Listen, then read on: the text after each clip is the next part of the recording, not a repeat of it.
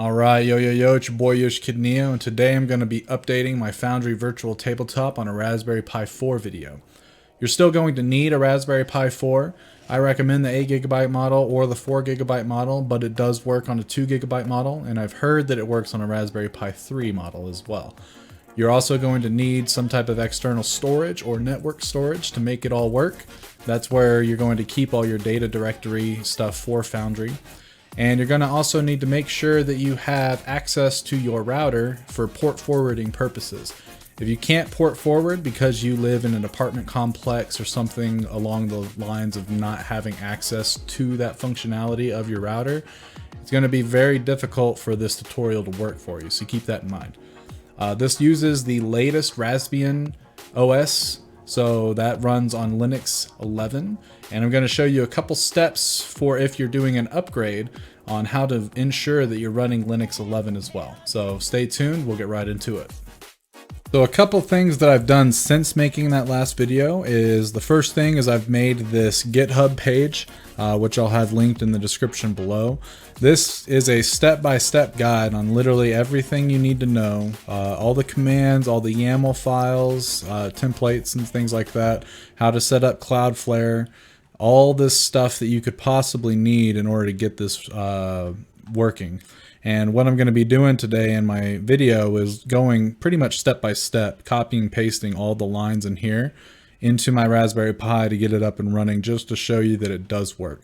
So if you like being able to look at text and like read through it to somewhat understand it a little bit better, I have this.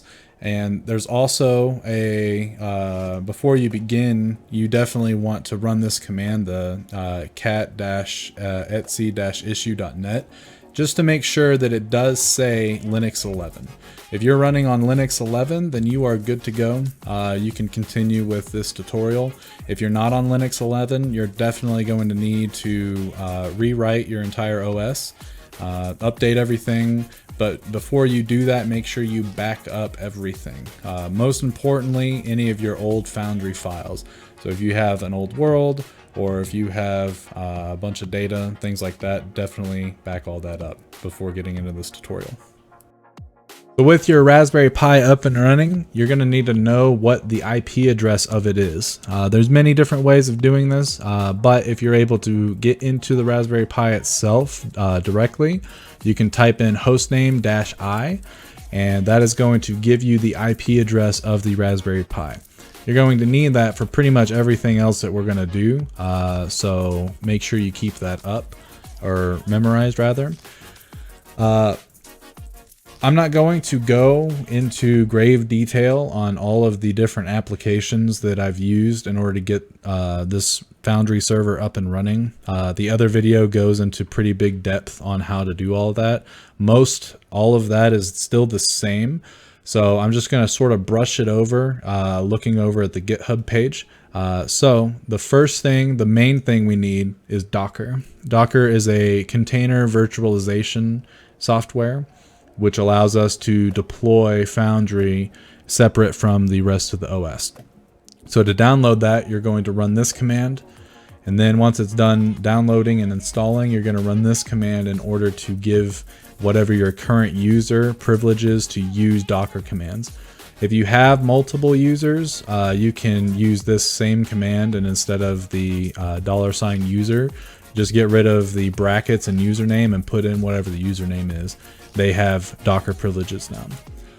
The second thing is going to be Docker Compose. Docker Compose allows us to make a .yaml file to deploy our containers.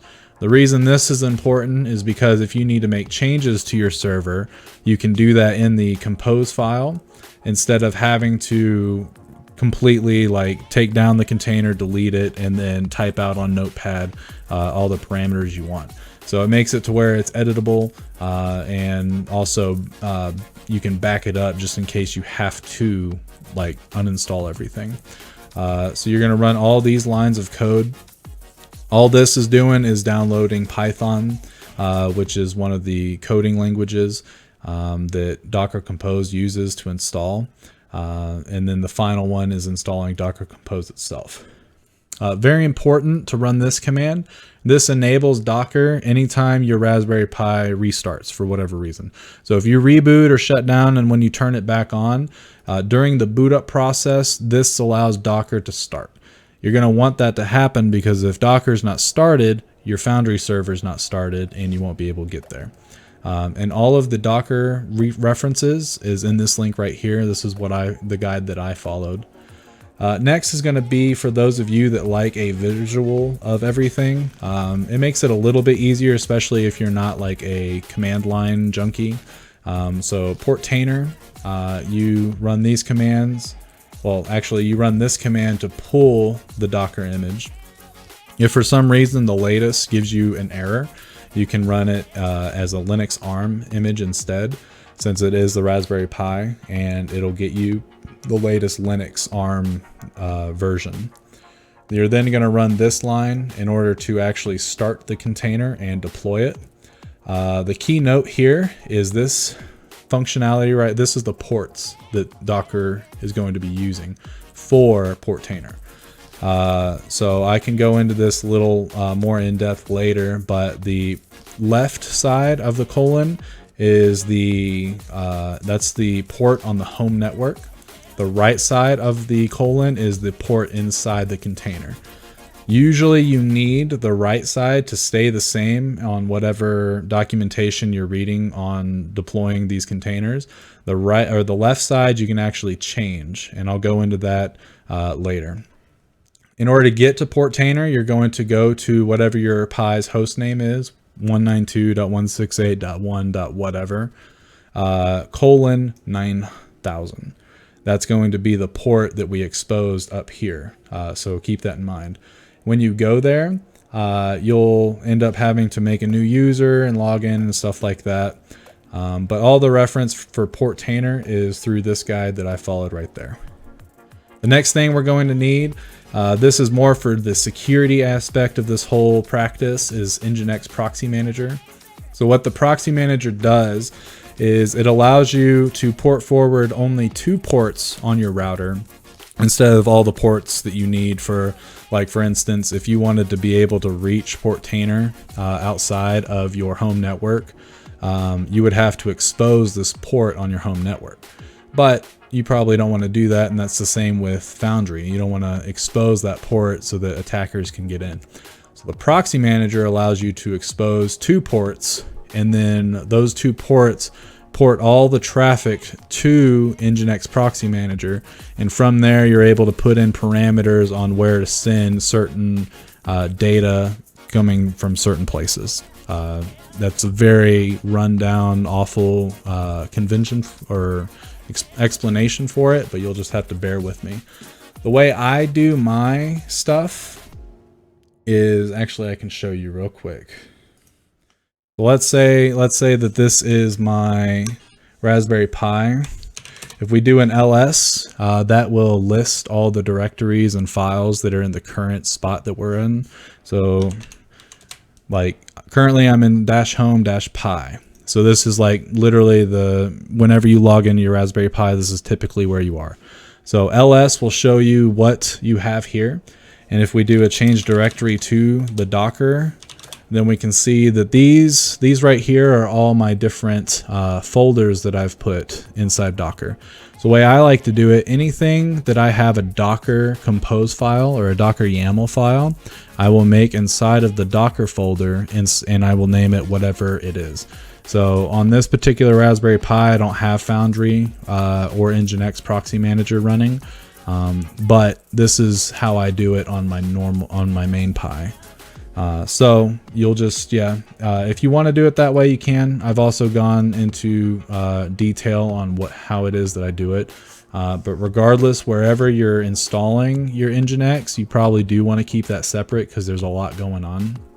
Inside of your Nginx folder, whatever you make it, you're going to do nano config.json, and you're going to put in this information. The only thing you need to change in this, because this is all the database, this is all backend stuff that you're not actually going to ever see, but the Docker container will see it.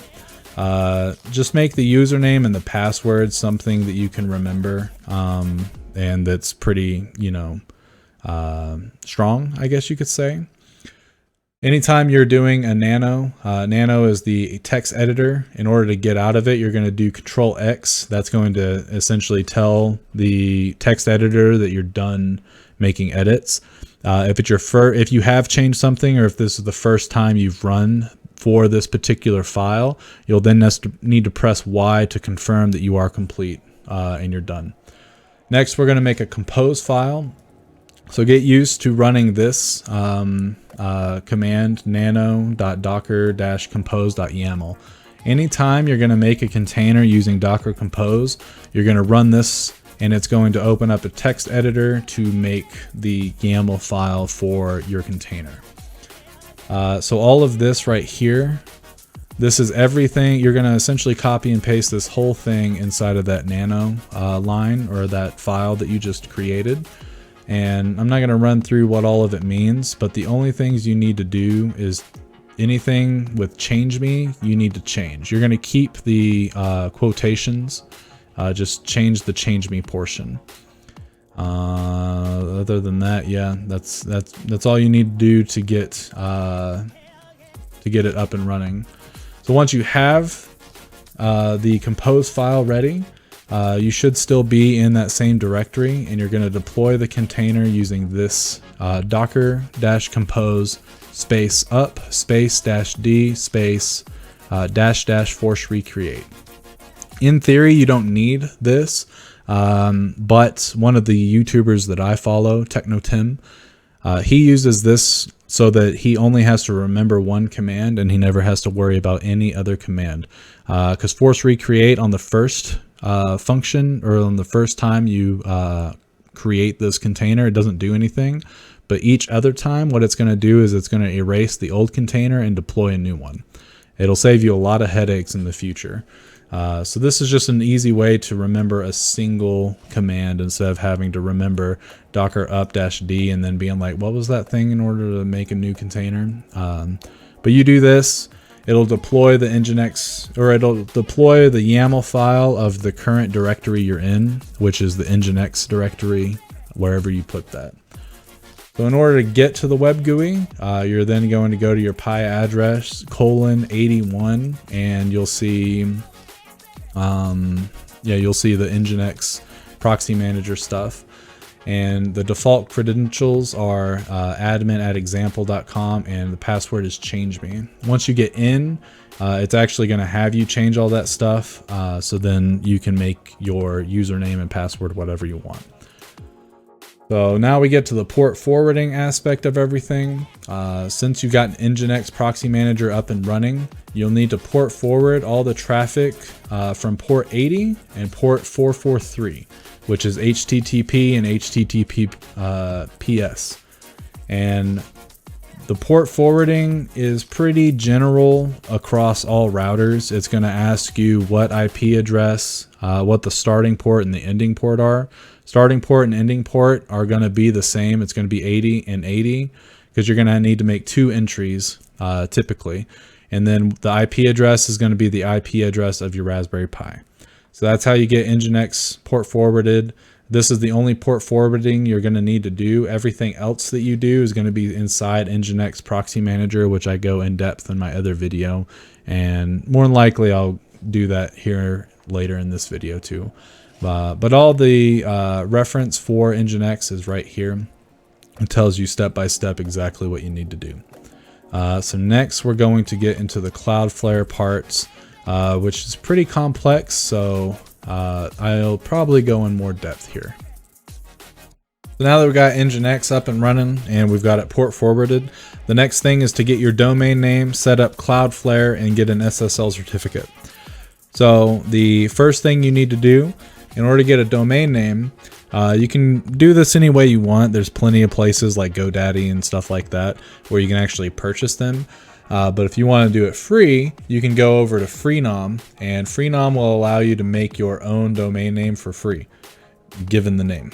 So you'll go to Freenom, and on the very front page, there's a little space where you can check the availability of a name. So we could do like Yoshikid Neo, for instance, check the availability. And after it goes through its search, if it goes through its search. Maybe I need to refresh, but anyway, you'll check the availability of that domain name. And if it's there, you'll get stuff like a .tk, .ml, a bunch of different things. You can take it and you'll sign up for Freenom, you'll get it, and then we need to go over to Cloudflare and make an account there. So once you have the domain name from Freenom and you have your Cloudflare account made, you're going to go into Cloudflare and you're going to add a site. And you're going to add whatever that domain name is. So for instance, I've got yoshikidneo5.tk. So once you add that, if we go back to the GitHub page, we're going to go to the DNS tab in Cloudflare. And these are the name servers that you've been given from Cloudflare. This is how Cloudflare is going to figure out, okay, someone's going to this website.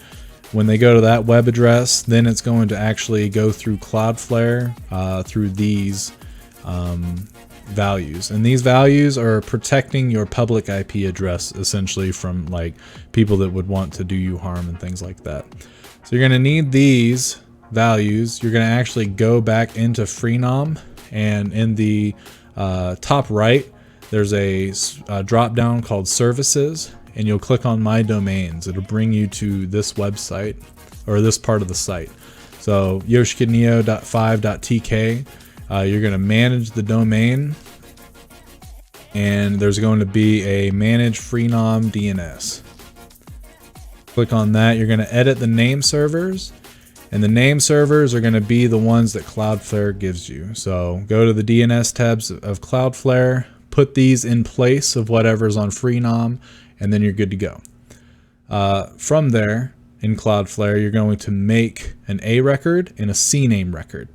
The A record is your domain name. So for instance, mine would be yoshikidneo5.tk, and the IPv4 address is going to be your public IP address.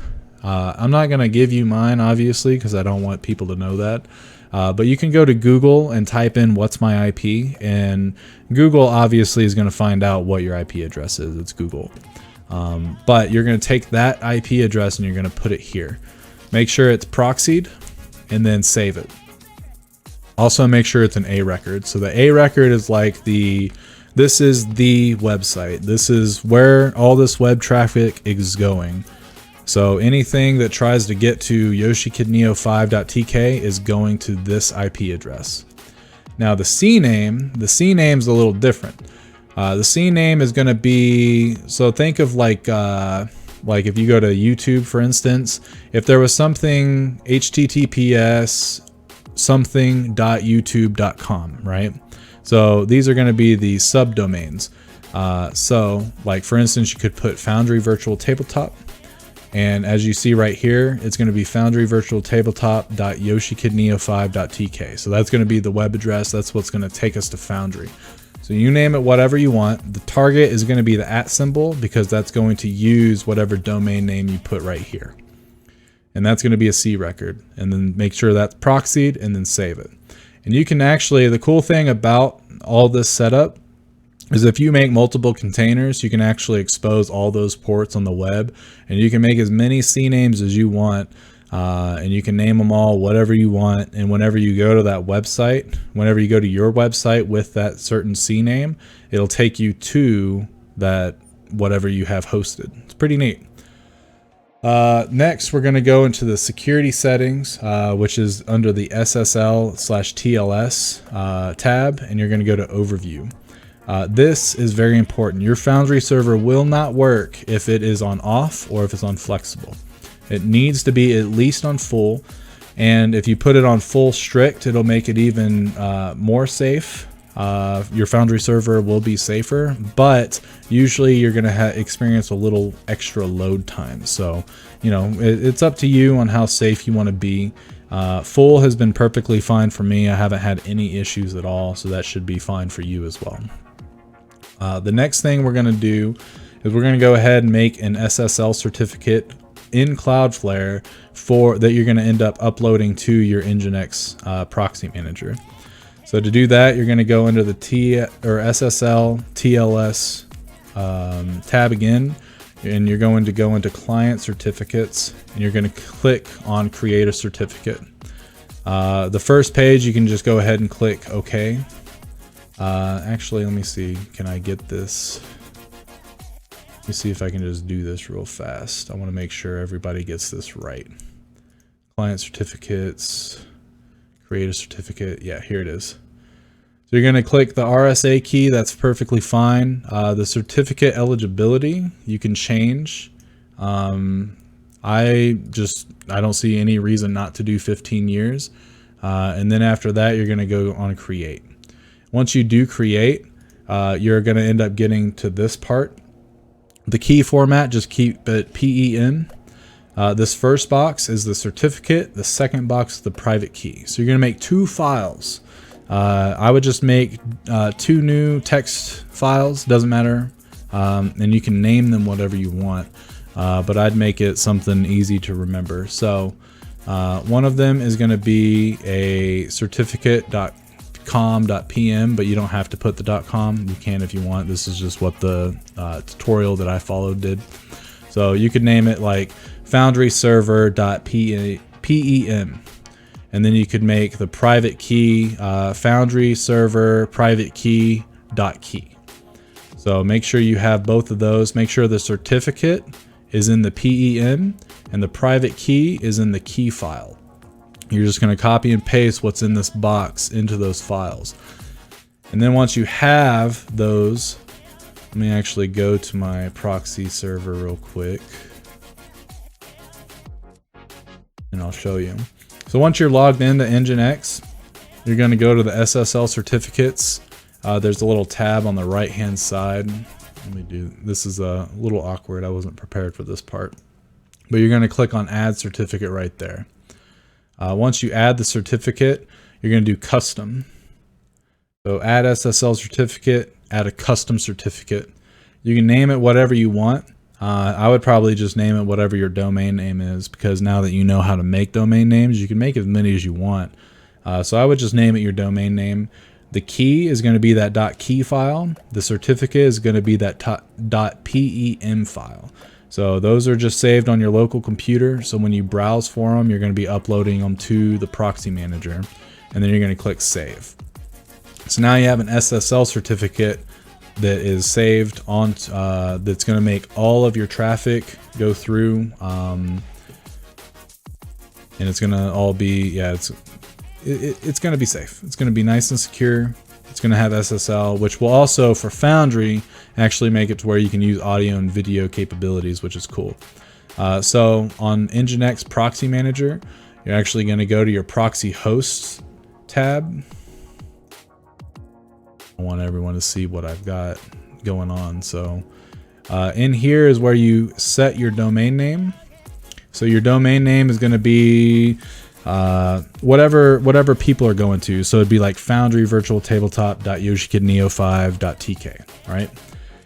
The things that you need to make sure, the scheme should be usually HTTP. Sometimes you might have to change it. It depends. If it doesn't work the first time you do it, try changing this to HTTPS. The forward host name or IP, this is going to be on your local network. So 192.168.1. whatever your Raspberry Pi's address is. The forward port for Foundry is going to be 30,000. You're going to want these two, the block common exploits and the WebSocket support. You want those radio buttons checked off.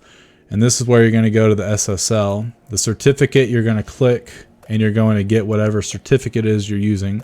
You're going to force SSL, and you're going to do the HTTP-2 support. Then you're going to save it, and then you're going to be good to go. So that's how you use Nginx Proxy Manager, but the documentation goes a lot more in depth than that explanation did. So if you have trouble, go back to the GitHub, check it out, the Nginx Proxy Manager stuff, and that'll give you more in-depth information. All right, so now we're to the final step, getting your Foundry Virtual Tabletop Server to actually run. So this is super easy. Just like the Nginx part, I made my own folder, and you're going to want to do that anyway. Make a folder for all your Foundry stuff somewhere on your Pi. Wherever that is, you're going to do the sudo nano docker compose.yaml. And when that happens, you're going to end up having, let me actually do this real quick so I can scroll through it a little easier. Whoopsie. So once you type in sudo nano docker compose.yaml, that text editor is going to pop up, and you're going to copy and paste this entire thing into that text editor. So the things of note here that you need to make sure are just like this template. The image, we're using the Feldy-Foundry virtual tabletop image. If you go to his GitHub, which I'll have linked, actually it's linked on my GitHub as well, but I'll have it in the description as well. That's the image we're using. He's got other parameters that you can add into this YAML file that can streamline your experience and things like that. The host name is going to be that whole like Foundry virtual tabletop.yoshikidneo5.tk, but it's going to be whatever you created. All the rest of this stuff, the restart, unless stopped, usually when you end up restarting the Raspberry Pi, it should come back up. You could change this to always, so that your server will always come up. I actually think that I have mine set to always, so that anytime my Raspberry Pi reboots, I don't have to worry about it. My Foundry will also reboot, but unless stopped is what the default is typically. The volumes, this is probably the most important aspect of the whole thing. The volumes is where all of your user data for Foundry is located.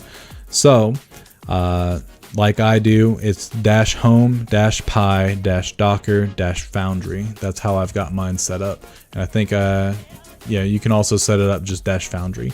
But wherever that is, so in this Foundry folder, when you go there on your Raspberry Pi, that's where you're going to see the data directory. That's where you're going to see the config. That's where you're going to see the admin folders when you actually run this container. So you put that wherever you want it. It's just going to be on your local file. This is what is on your local file system. The target, this is what's in the container. So in the container, all it sees is -data, but it's going to have all of this local data in it. The environment, the Foundry username and password, this is for Foundry Virtual Tabletop's website. So once you've actually purchased your license key, this is where you're going to put it. Put in the login information so that it can confirm it. And then your admin key, the admin key is going to be whatever you want for admin privileges once the server's up and running. This is the default, so definitely change that. The ports, we don't want to change those unless you want 2 Foundry instances. So if you want 2 Foundry instances, you're going to change this published. So the published is what's on the outside of the container. The target is what's on the inside of the container. So if you wanted to make a second Foundry world that's hosted at the same time, you're going to change this publish to something else. I would just probably make it 30,001. But you're going to keep the target the same. The target has to be the same because that's what's inside the container, and Foundry doesn't work on any other port that I know of. Let's see. But yeah, once you have the Docker, once you have this YAML file with all the parameters you want, you're just going to run this docker compose up-d-force recreate, and you should be good to go. And yeah, now that your Foundry server is up and running, yeah, you're done. You're pretty much done. So in this video, we went over how to get the Docker Compose, Portainer, Nginx Proxy Manager. We set up a free domain name or a paid one, whichever you chose. We set up Cloudflare. We got a SSL certificate, and we got that all port forwarded from our router to make it to where you could go to whatever your domain name is, and it should take you directly to your Foundry server that you just made. So if you have any questions, you can actually go to my Discord. I have a tech help chat there. So if you come into any errors, just go to my Discord, post it in the tech help. If I can't help you, hopefully someone else in the community can. But I've been pretty good at being able to help most people that go in there figure out what their issues are. But hopefully this has been a little more streamlined. It's been a little more helpful. I know I didn't walk through literally every single step like I did in my last video. So worst case scenario, you might need to go reference that video as well. But everything should be pretty much through the GitHub, copy and paste, and everything should work. But if you have any questions, just leave me a comment. Go to my Discord and ask me there. But hopefully this has gotten your Foundry all set up and ready for your games. And without further ado, you take it easy. Enjoy. Peace.